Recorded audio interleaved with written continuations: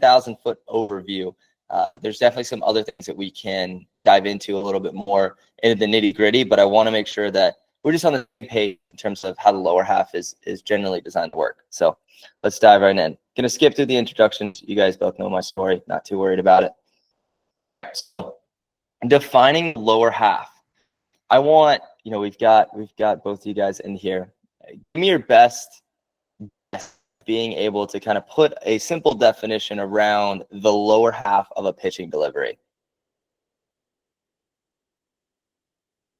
Like, could you repeat that? Yes. Give me the best, your best shot at being able to define the lower half of the pitching delivery.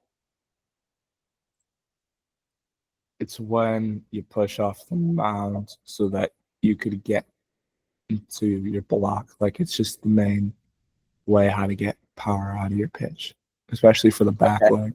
That's the way that you're saying it's the main way that we get power out of your pitch, out of a throw. Yeah, through the legs. Yeah. Wait, say that again. Through the legs. Yeah. Through the legs. So I'm going to challenge you on that because we've done some split stand throws already in person. And Anthony, as you get ready to go through your velo with assist too, you're going to be able to create over 80% of your fastball velocity without taking a step. So it's not as important as you think. There's a couple things that we want to make sure we almost don't get in the way of from front foot plant or just before front foot plant in a ball release. But it gets misconstrued that your lower half is crazy, super, super, super important. It can more mess things up than really add a ton to your throw. Does that make sense? Yeah, that makes sense. Because if we can create over 80% of our velo without a stride, then it's probably not as important as it might think. Okay, so just want to establish that because that's kind of old baseball lingo, and that's been kind of challenging old ways of thought, to be honest. So if I'm going to put a definition on the half, timing, movement patterns, and the speed at which the pelvis and the legs, the lower extremities, engage throughout the pitching delivery. So my manager Strider here. And obviously he throws absolute noise. And if we're going to talk about what a, quote, clean lower half looks like, that's pretty much the definition of it. So we're going to go into the detail as to what that is. But again, it's just the timing of certain movement patterns and the speed at which the pelvis and the lower extremities, the legs, engage throughout the pitching delivery.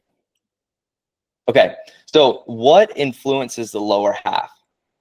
As Araldus is throwing 102 for us on the screen. So main things that are going to really influence the lower half, and it's really the same as anything else in the pitching delivery. It's going to be one, just overall strength, specifically with the lower half. It's going to be more of unilateral strength, split stance, and through a hinge. So we were just talking about that split stance drill. So really when we're taking that big kind of almost big lunge step out, almost like where we're going to be landing, and then the hinge is going to be if you're doing like a single leg RDL or like a B stance RDL, something like that. So we're kind of pushing our butt slightly kind of back behind our heels, and then that split stance is going to be a little bit more of that kind of that squat pattern or knee flexion or that knee really starting to kind of bend. So side strength, we're going to have range of motion. A couple main things, really the four main things that I would say really influences the lower half in terms of range of motion is going to be the rotation of the pelvis around the femur, or your femur is that big bone kind of that sits in between your quads and your hamstrings and everything else that kind of goes into that part of your leg. And then your pelvis is going to be what is basically where your foot goes to. So kind of like into the hip sockets and some other things kind of around that area. So kind of around up into your belt buckle area. And then from adductors, which are the muscles that run to the inside of your legs, that's a big indicator of stride length. Hamstrings is going to be a big indicator of some lead knee extension. And the same thing, a little bit of stride length as well. And then hip flexors, when guys have really tight hip flexors, it's generally hard for them to kind of keep the back leg almost engaged to the back of the rubber, and the back leg just kind of shoots forward, and it's hard for them to separate the lower half from the upper half. Outside of that, another thing that's going to influence the lower half is going to be an athlete's movement preferences. So whether they're a little bit more externally or internally rotation kind of dominant, you'll have some athletes when they set up for a squat that their feet go way out, right? You have some guys that are a little bit more neutral. If I were to put a guy onto a box and have them do like a depth drop. Some guys are going to land almost like pigeon toe. Their toes are kind of in. Some guys are going to land out. It's really how our body wants to be able to produce and then accept force. And then finally, the other thing that's going to really influence the lower half is simply just your movement patterns. What have you been taught? What drills have you been doing? What mental cues are trying to go through your head? Things like that. It's obviously going to affect your movement patterns as well. You guys have any questions on that? Do you guys want me to go through any of that a little bit more in depth in terms of what influences the lower half? With the hamstrings, could you clarify that a little bit more? Yeah, so you're going to see I have some side view coming up too of some throwers. When we get into front foot plant, if our hamstrings haven't been trained in a lengthened position, right? So if it's hard for us to kind of like straighten our knee back, it's going to be tough for us to be able to have that lead knee extend and to be able to let our pelvis kind of rotate around our femur, because it's almost going to get stuck. So, you know, I've got to roll this up there. So if this is kind of my right hip and this is my left hip, if my hamstring is really tight, it's going to be hard for that right hip to kind of go backwards as the left hip is coming forward. It's going to hit. And at some point, it's going to make us have to move north and south rather than being able to kind of continue some rotation, which is going to influence things like extension and a couple of things in terms of extension of like ball release and then also lead knee extension. So when our hamstrings are really tight, it's going to be tough for us to be able to get a you're going to see a Spencer Strider slide, but your video coming up, but it's going to be tough for us to get a lead knee extension. Did that answer your question? Yeah, like when it's lead knee extension, that's like when is it when you're extending towards the plate, or just like when your lead leg is blocking? I'm going to put more lead leg blocking, and then I'm going to put a little bit of a pin in that because I'm going to go into that in terms of that specific pattern, a couple of slides, and then I think it'll kind of finish like the thought loop for you. All right. Thank you. Cool. But yeah, good question. Anthony, you good? Do quads serve a big purpose or no? Yeah, so you're going to have guys, cool. Okay, so let me go to our next slide here. Within the next two, the next one's going to be a little bit more of the drift. Let's stay on this one then, and we can dive in a second. Okay, so we're talking about quads or glute engagement. When our quads tend to engage more so than our hamstrings and glutes, it's going to be tougher for our pelvis to rotate. Now, you're going to have some guys that can totally get away with that, and they kind of jump towards home plate. Generally, it's a little bit tougher to time up. That's a little bit more, if I were to bucket that into like throwing philosophies or training philosophies, that's a little bit more of like what Top Velocity teaches from my understanding, where it's kind of like that triple extension. It's a little bit more of almost completely like pushing away from the rubber rather than a little bit more rotating down and in. So quads and hamstring glute, you want to see them co-contract. So got a pen here.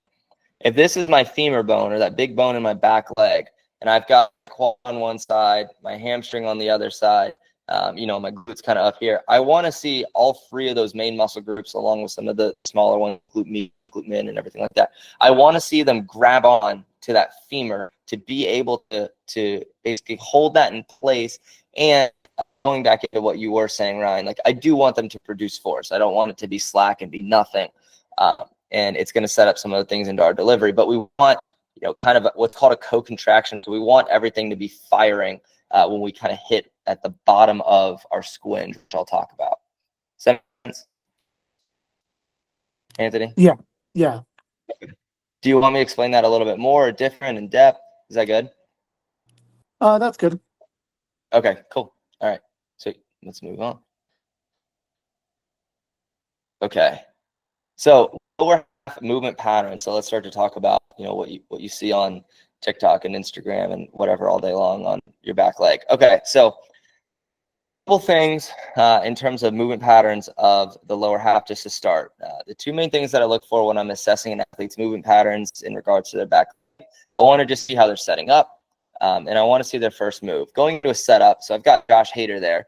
He's going to be a guy that sets up into a big coil, right? He presets that big turn with his lower half, and he kind of just almost tries to hold it as he's coming into front foot plant. Have guys maybe almost start a little bit more open and then kind of work into some kind of counter rotation of their lower half of the pelvis. Maybe start a little bit more neutral as well, kind of like a Verlander-esque is neutral, or like a Zach Greinke where they just kind of come right at you. So it's a little bit of just nuanced feel, what feels good when you're coming set. And obviously we want to play the objective game of, if a certain setup is consistently producing a higher velo or better pitch shape or whatever it is, then it's like, okay, let's stick with that one. But a lot of that is really just kind of trial and error, and just figuring out what works best for you. Next is going to be the first move. So I talked about this before. We had done the kind of more in-depth breakdown of the overall pitching delivery, but the first move of an athlete's leg lift, kind of like trying to pick up a girl at a bar, right? If you get it wrong, it's just going to be an absolute mess, and you're just going to have to really try and make up for things later on. And if you get it right, everything lots more with it, right? So for the first move, I want to see a slight drift, and then we're going to talk about direction a little bit in the next slide as well. But we're talking about a slight drift. If this pen here was a house, and I'm trying to like push over this like kind of wall of the house, I wouldn't get exactly next to the wall and try and like push into it really hard to be able to put enough force into it. I'm going to move a little bit away from the wall, and then I'm going to be able to push into it. Right? And then I can actually apply some force in the wall. So it's the same thing when we're talking about a pitching delivery. So hang with me here as I use my notepads and all my stuff. But if this is kind of the rubber here, and I am completely just pushing down in the rubber, I haven't gone anywhere out of my leg lift, it's going to be really hard for me to get some momentum going towards home plate. However, if I can separate myself a little bit from the rubber as I'm moving, in terms of getting that belt buckle moving slightly to home plate, it's going to be a lot easier for us to be able to kind of push backwards or kind of squat a little bit, hinge a little bit, and move ourselves forward. So we can get some linear momentum, and we don't have to necessarily jump and kind of really extend and get, quote, like pushy or toe, however we really want to define it, which then influences pelvis rotation and really the timing of when the pelvis is going to open, and that influences torsion rotation as well. So I know that might have been a mouthful. How can I clarify any of that? Or did that all make sense? I thought that was pretty good. Yeah, that was good. Okay, cool. All right, sweet. My goal is to teach it for a first grader. If I can teach it to a first grader, then I've truly mastered this. So awesome. Okay. All right. So now let's talk about direction. So we've got Hader again, and then we've also got Alex Vesia. So two great relievers in the big leagues, getting paid a lot of money to throw a little white ball, right? Two very different approaches as to how they're getting there. So we've got Hader on the left, that's obviously throwing, quote, across his body. And we got Alex Vesia that really almost rips himself open to really try and get just a ton of backspin, be able to create as much vert as possible. And that's just kind of his way of allowing himself to do that.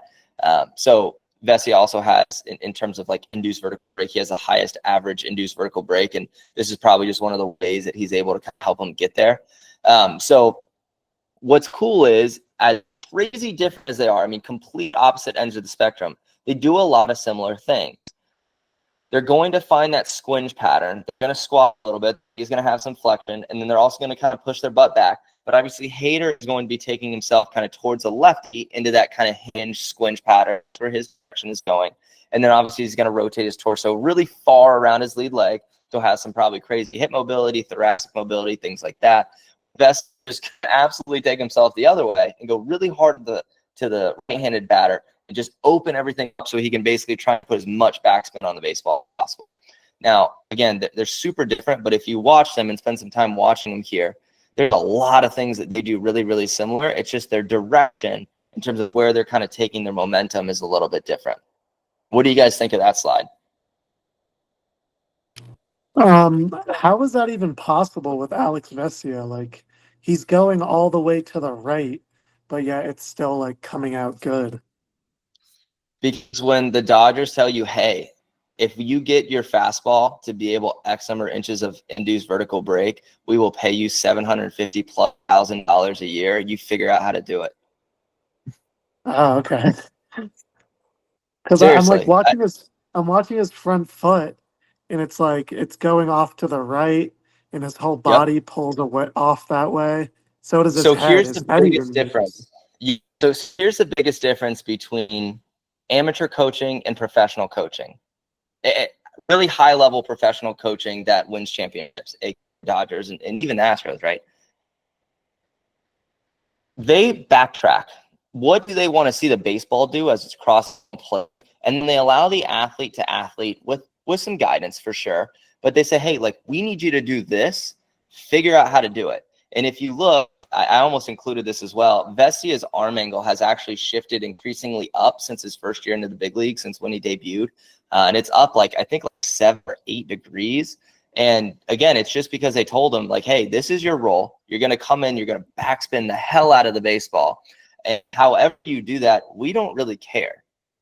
Does that make sense? So that was his body's way of when it's objectively looking at a track, saying, hey, how can I get as much vert as possible? Well, if I just yank myself really hard to the first base side, I'm going to be able to backspin the ball on average over he's right around 20 to 21 inches of induced vertical break, which is absurd. Versus on the other side, Hader throws these almost like vertical sinkers. It's pretty crazy. I'd encourage you to check out Trevor May did a really cool post on it on his Instagram, if you guys know who that is. But anyway, give him a look on Instagram. And Hader throws like rise ball sinkers. It's a really unique pitch profile. And again, the Astros probably worked backwards. They saw that he could do something really unique. Hader has basically thrown 0 four-seam fastballs, even though he's kind of a ride guy. And his horizontal approach angle, vertical approach angle is super funky because he obviously goes really far across his body and he has a lower slot. So his expected WOBA against his fastball is like crazy low, same as Alex Vesia. So we're working backwards, right? And that's why I hate TikTok land of pitching coach, because it's not truly professional coaching.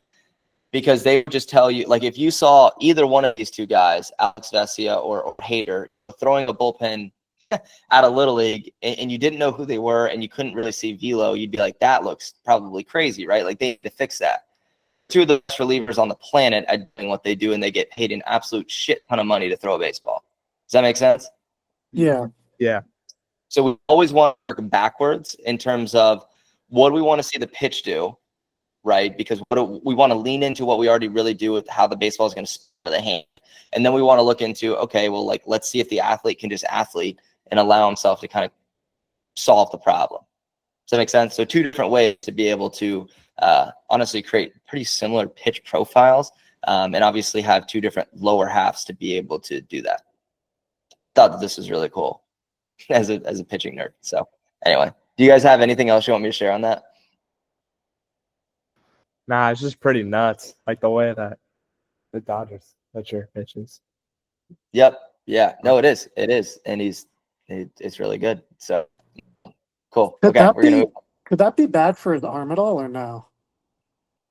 Okay, so let's go backtrack.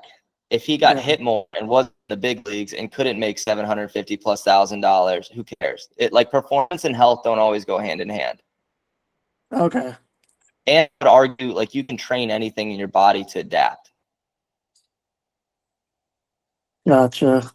That makes sense. Like, if you do enough impulses in certain things, and I don't even want to singular it out as impulses, but if you just train properly to be able to handle that, quote, delivery, and I wouldn't even say it's necessarily more stressful, it's just kind of different. But anyway, yeah, you can train for everything. Now, there are certain things, I wouldn't say that consistently throwing with your hand really far into kind of elbow like extension is maybe the healthiest thing to do for a pitching delivery.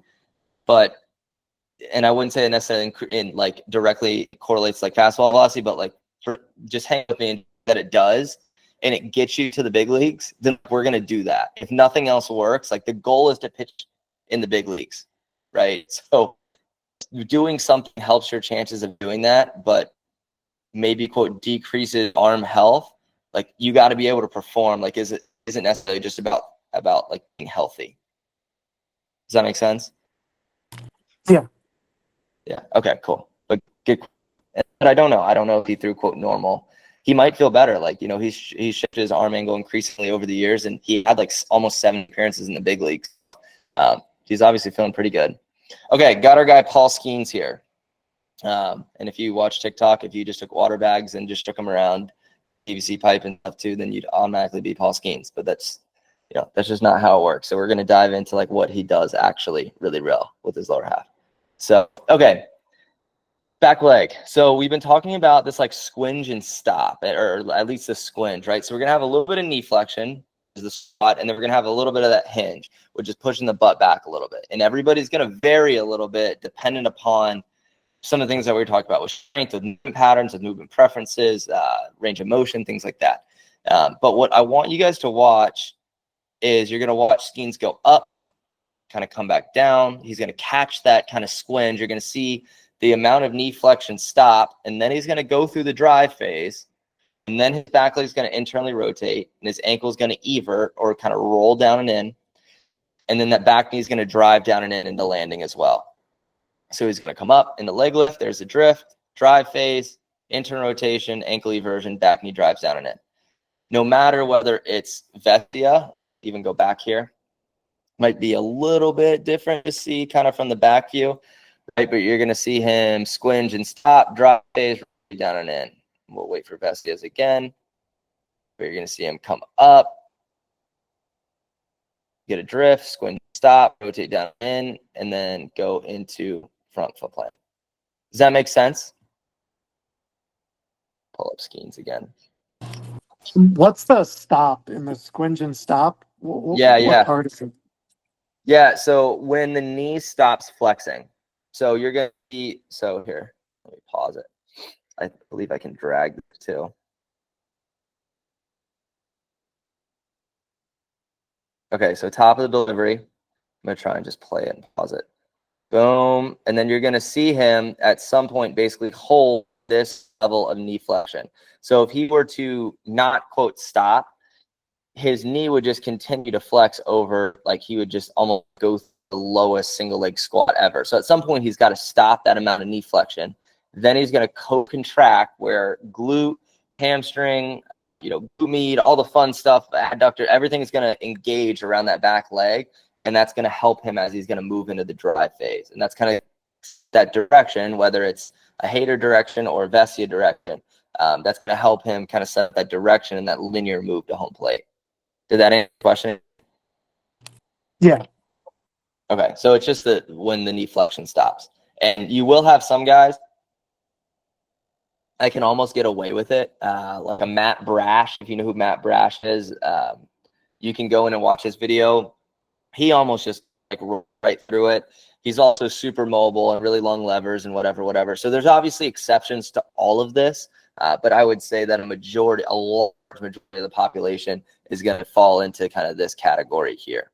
These categories are kind of how the lower half is going to work, or the back leg at least here. Anything you guys want me to dive into? Do you guys know what I mean when I'm talking about like intro rotation of the back leg or ankle eversion, or like what the back knee drives down and in really mean? What's ankle eversion? Cool. So watch Skeens, his basically the inside logo on his foot is going to rotate down and in, and then he's going to go into rotation. So I'm going to turn sideways here. So you're going to see his ankle evert and then roll down and in. So he's able to get a little bit of extra, almost, quote, drive off of the rubber, and then his toe, it's almost just like pulled off the rubber. It's like being scraped in a sense off the rubber. Does that make sense? Yeah, that makes a lot of sense. Okay, cool. Ankle eversion. And there's some guys almost preset ankle eversion, like hooking the rubber. I've done that with guys that really struggle to get a drift. And you can kind of preset some things with ankle eversion as well. So it's a little bit dependent upon range of motion, stuff like that, but kind of like a level 10 thing. When you kind of get to maxing out everything else, you can try hooking the rubber and stuff. Okay, cool. Anything else you guys want me to go over with this slide? No? All right, cool. Moving on. Okay, fun stuff here. So what I would say typically social media world talks about is what the slide I was just talking about before, where guys will tell you to like hold a vertical shin, or I don't even know. I see so much stuff on Instagram. It's crazy. But what I want to talk about now is what I really believe in Ryan, going back into what I was talking about before, where you can create over 80% of your fastball velocity, or whatever, just throwing velocity without taking a stride. These, to me, are the huge frames that really matter in regards to the lower half of a pitching delivery. All right. So in regards to your pelvis, right? So we're going to define that pelvis as basically the area around your belt buckle and like going on the back of your pants. Like you can kind of think about it that it's where the femur is going to go into the hip socket. So it's your pelvis is going to be what's really moving around to basically get you down and into front foot plant. So when you land at front foot plant, I'm going to go ahead and pause Mr. DeGrom here to bring it back a couple frames. So right, boom. So you guys can see that little blue circle. Yes. Okay, cool. I didn't know if you guys could see that. All right, awesome. So you can see his belt buckle when he's landing at front foot plant. He's really drastic, and he creates a ton of hip shoulder separation, and it's pointed all the way to home plate. I would say most guys aren't going to be able to get to that level of hip to shoulder, and I don't even think you necessarily have to. Hip to shoulder separation, we really want to see how fast you can close the gap rather than being like big loose rubber band that can just go basically rotate really, really far back. So we want to see it really close the gap from where the pelvis is to the shoulders. But you can see where he's at front foot plant. So this is that split stance drill, and I'm going to show you guys a couple of my favorite lower half drills in a couple of slides. But this position and kind of the frame from here, where we're kind of like coming into front foot plant and then coming into ball release. If I had an 8-year-old kid and I wanted to make him throw really, really, really, really hard, I would put him in that split stance position, maybe add a little bit of a front foot plant and tell him to throw the baseball as hard as he possibly can 2 to 3 times a week. And I guarantee he's going to stop some noise. Because those are really the big frames that are going to influence how our body is kind of leveraging what we created into ball release. Anthony, as you're getting ready to go through that velo cycle, when you see the split stance program, like, be super intentional with them. If I could go back and change one thing about my training, and I was able to do it this last off season, I would spend a lot more time hammering home kind of this movement pattern a little bit before front foot plant and a ball release, and get that extremely, extremely clean, because it's a huge, huge, huge indicator of how well that ball is going to come out, that ball release. So again, going back in the pelvis, around 45 degrees at front foot plant, we want it to move independently of the so we want to see that belt buckle rotate. We've got our Mets logo over here kind of hanging out on his chest, just waiting for him to get front foot plant. And then you're also going to see the pelvis go from flexion to extension, or that belt buckle kind of being tucked up, and then it's going to kind of come back down into extension as we're coming back to ball release. And that's going to be dependent, like how much that's happening is generally dependent upon arm slot. When you have a really lower slot guy, they're going to work a little bit more east to west rather than quite so much flexion. But you're still going to see some degree of flexion to extension in the lower half there, or pelvis there. Do you guys have any questions on that? I'm also realizing I spelled extension wrong. Do you guys have any questions on that? Nah, I don't have any questions. When I'm doing my split stance, is it going to be at max length? So good question.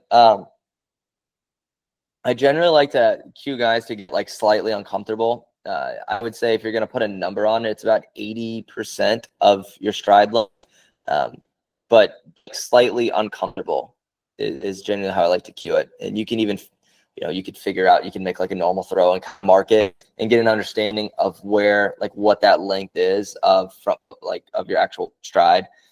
And then you can kind of, obviously do the math around 80%. But if 80% feels really easy, maybe you can try and even move it out a little bit farther and get closer to your true stride. But good question.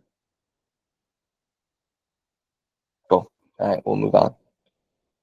You guys are asking good questions. I appreciate it. It's fun. All right. Okay. Last but not least, in terms of just movement patterns of the lower half. So talk about the lead leg. We don't want to have the lead leg swing the torso open. And I want to talk about that for a minute before we move on. When you're coming into front foot plant, if you go off Verlander, you're going to see his front foot basically starts open, and he just kind of holds that. Did I lose you guys? No.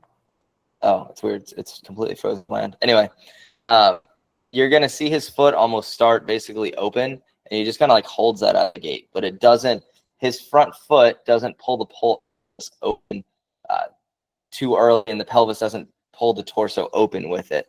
When the pelvis starts to rotate, the torso at some point is going to rotate with it. It's, I believe, basically humanly impossible to have the pelvis start to rotate and then have the torso just hang. So guys' lead legs are going to be a little bit different. So I've heard too many times of coaches trying to like cue someone to almost like go like heel to home plate or things like that. But guys lower halves are going to, or their lead leg, excuse me, is going to work a little bit different. You just want to make sure that the pelvis is like swinging open, and that pelvis swinging open doesn't affect where the torso is at front foot plant. Does that make sense? Yeah, but when you said Justin Verlander, his front foot is open, does he stride down the mound with his front foot open? Yep. I probably should have put up an earlier slide, but Ryan, you can go check one out, or we can talk about it when I see you Saturday. But yeah, when he kind of breaks, like I'll turn sideways, almost like you guys are my home plate. It's like back foot is obviously like parallel. When he's coming into home, plate, like his foot basically out of leg lift, he just kind of stays like slightly open. You just like, if you guys kind of see my hand, it basically just stays slightly open. It's just how it works. I believe like he just kind of holds extra rotation on both sides of everything as he's kind of like coming down the mound, but it doesn't affect where his pelvis is at front foot plant. Like it's not super open and it doesn't pull the torso open, so it doesn't really matter. Does that make sense? Yeah, it makes sense. Wait, there are no absolutes with any of this at all. Of course. Just want to make that super clear. But this is again generally what a majority of high level throwers do, is kind of around these principles here. Okay, landing from above. So similar to a sprinter, what you're going to see here with Spencer Strider is he's almost going to, some people call it like a paw back, where when they're coming into foot plant, can you guys, okay, there we go. My side keeps freezing. So if this is like the mound and this is my front foot, you're going to see them almost like pull themselves backwards front foot plant. Does that make sense? Yes, no, maybe so. Which part? What do you mean pull themselves backwards? Like that in front knee? So, front foot. So imagine this is like the rubber. My notes here. And this is my front foot. When it's coming into front foot plant, you're going to see the lead leg and the lead foot almost slightly come backwards before it makes contact with the ground. Does that make sense? Yeah. Okay. You can go watch a lot of high-level sprinters when they're making contact with the ground. It allows them to then really shoot that energy up rather than hitting, stopping, and they have to really absorb everything, and then they can go. They're able to just, it just accelerates everything going up into the chain, and then really gets lost. Does that make sense? Yeah, that makes sense.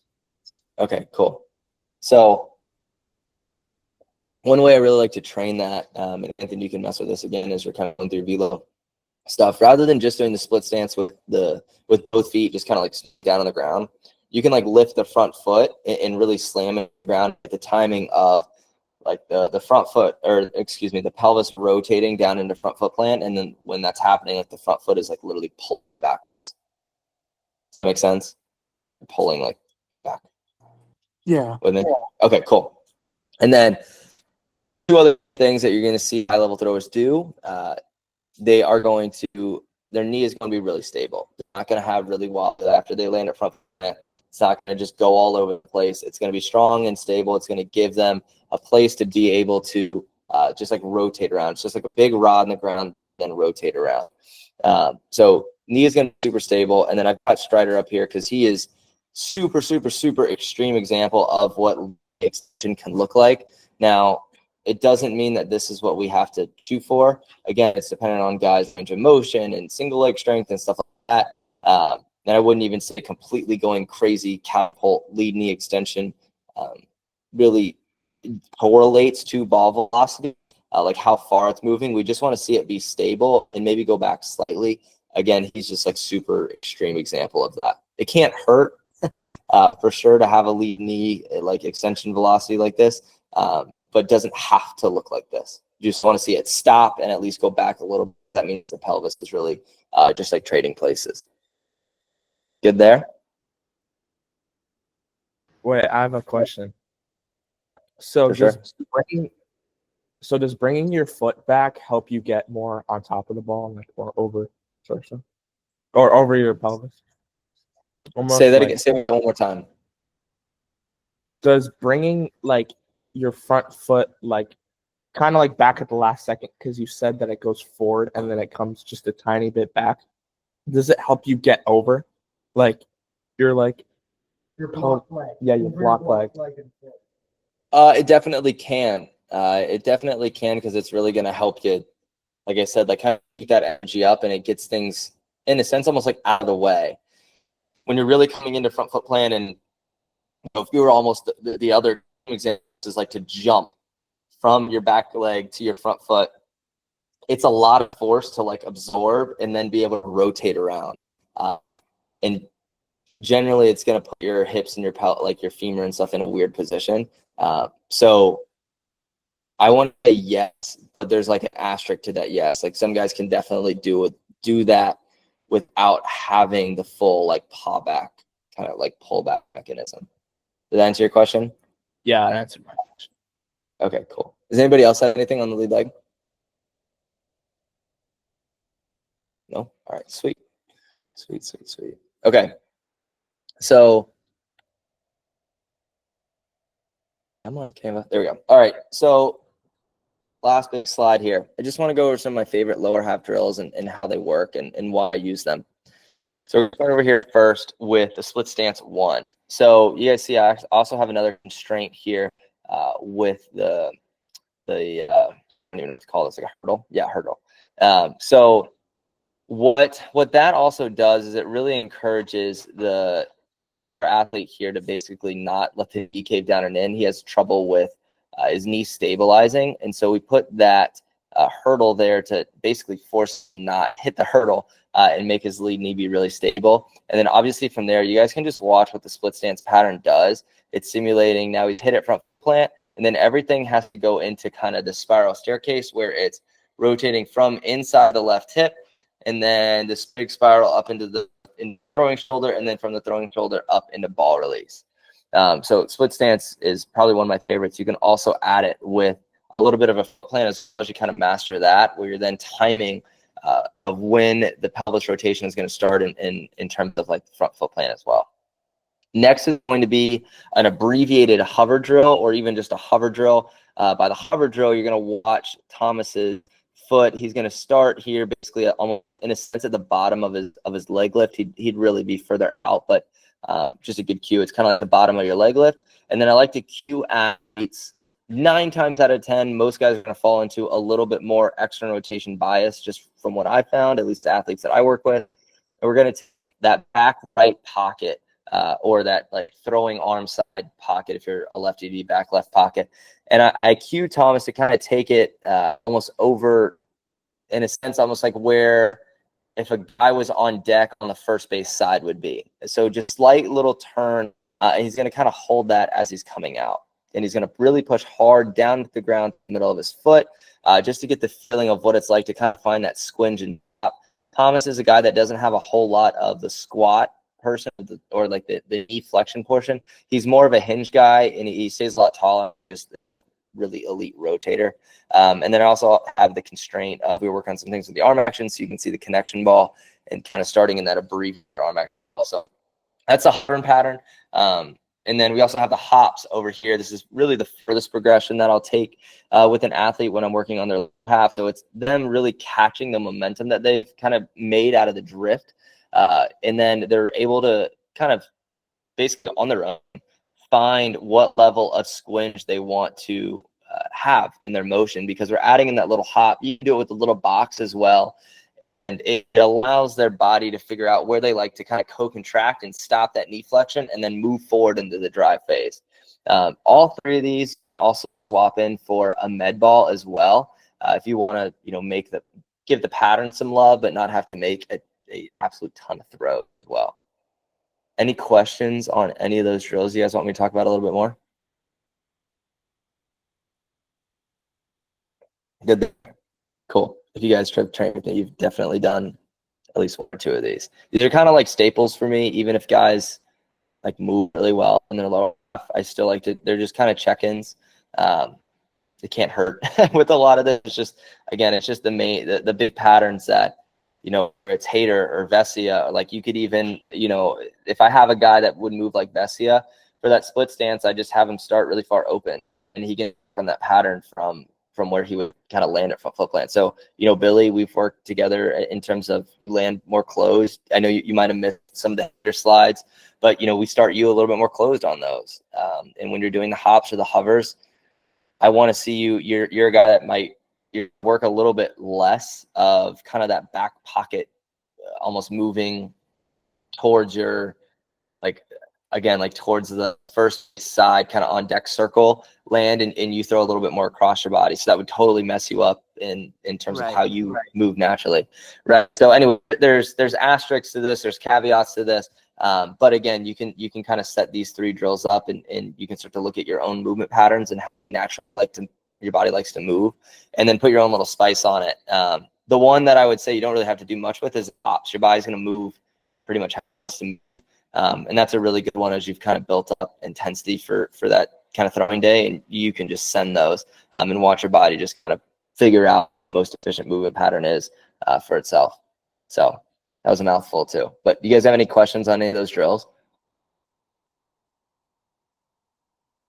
No? Sweet. Okay. Awesome. Okay. Believe that was all I had for you guys. Yep. Before I say thank you to you guys, does anybody have anything else that you want to, you know, ask me, go over? You want me to go back to another slide, anything like that?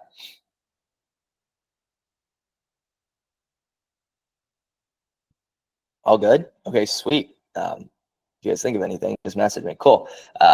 Awesome. Well, guys, again, as always, thank you for hopping on. This means a lot to me. It's been fun doing these. I've gotten really good feedback, so it's cool that you guys enjoy this as much as I do. Sometimes, you know, I forget that other guys like to nerd out about some of this pitching stuff as well. So I appreciate you hopping on. If you guys think of anything, as always, you know, I'm pretty sure everybody here has my number, my contact info in one way or another. If not, you guys see all my stuff up here. So please message me. If there's other things that you guys want to really see me go over in a group call, please share them with me. I've got a lot of different ideas for what I want to do with these, but you know, it's cool I want it to be a community. I want you guys to have input in terms of what you guys want to see. So it helps me a lot. But yeah, I appreciate you guys hopping on. I hope you guys have a great rest of your Monday night. And for those of you guys that are in person training with me, I'll look forward to seeing you guys. And Brian, feel better, man. And yeah, I really appreciate you guys hopping on. So yeah, Eddie, go for it. Oh, okay, gotcha. Cool. Thank you. Yeah, absolutely. Thank you guys. I really appreciate it. So this was a good one. You guys asked some really good questions, made my brain work. So I'm officially out of brain cells for my Monday. So I appreciate it. Well, cool. Thank you guys. I appreciate it. Y'all have a good rest of your Monday night and look forward to seeing you guys soon. See you soon. Sorry for not being there the whole time, but I was at DBAT. So you are good, man. That's why I record Thank them you. and be posted. Absolutely. No, thank you guys. Thank you. see you, Reeves.